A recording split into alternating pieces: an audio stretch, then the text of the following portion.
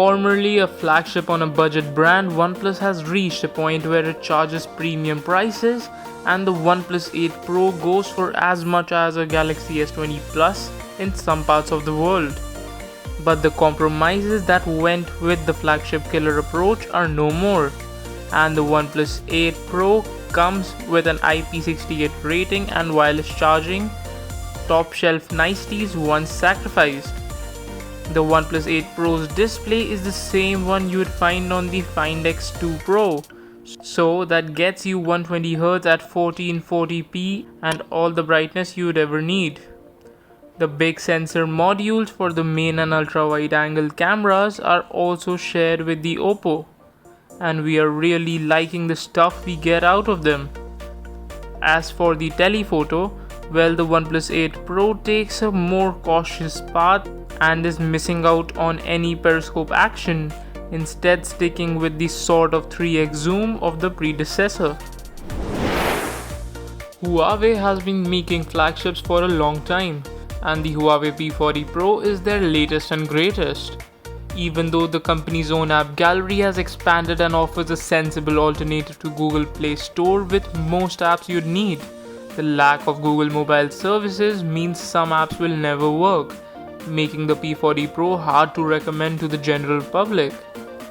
Quite the shame really, as the latest Huawei flagship comes with really compelling camera system, which can trade blows with the Galaxy S20 Ultra.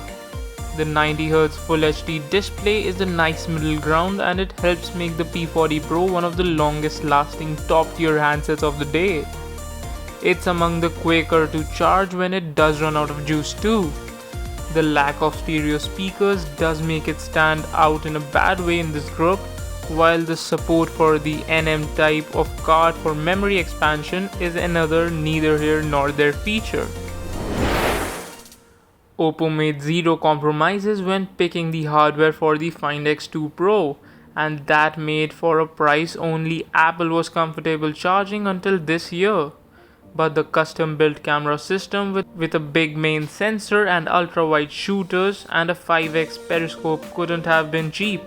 The display is also so universally great that it didn't come out of the bargain bin either. The top-tier Snapdragon chipset is given, but Oppo's implementation has turned out particularly successful in terms of thermals and continued load. And while battery life is so-so, no competitor will charge as quickly as the Find X2 Pro. Wireless charging is missing on this one, however so is the option for storage expansion. But with the 256GB base model, we are wondering if that's such a big deal. The Xiaomi Mi 10 Pro puts an end to the bargain prices of the Xiaomi flagships and charges top dollar instead. And it does have what it takes to justify it too, save for an IP rating. Its quad camera system relies on a 108 megapixel sensor to do the heavy lifting, an autofocusing ultra wide that moonlights as close-up shooter, and not one but two tellies going all the way to sort of 5x zoom. The selfies aren't as spectacular, but you have to pay the price for the tiny punch hole. The 6.67 display ranks towards the top of the charts for brightness, and it supports a highish refresh rate. Xiaomi stopped at 90Hz for this one, and that's helped the battery life, which is also among the better ones in the class. The bundled 65-watt USB power delivery adapter will also work for your laptop, while the phone will charge at a mere 50 watts. The Samsung Galaxy S20 Plus is definitely a great flagship, no doubt.